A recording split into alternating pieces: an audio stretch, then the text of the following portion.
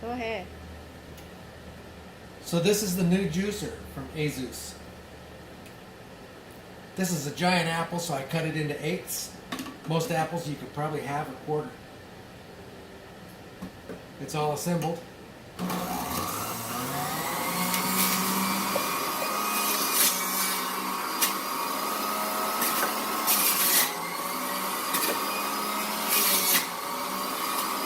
Pretty simple.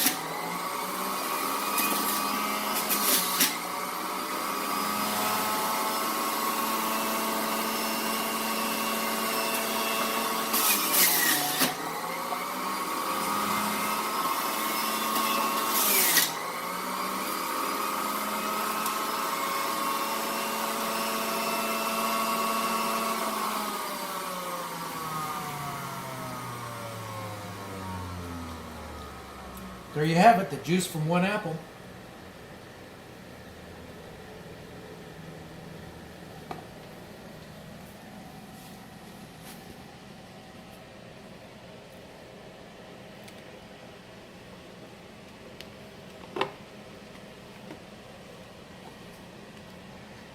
Turn that to no drip.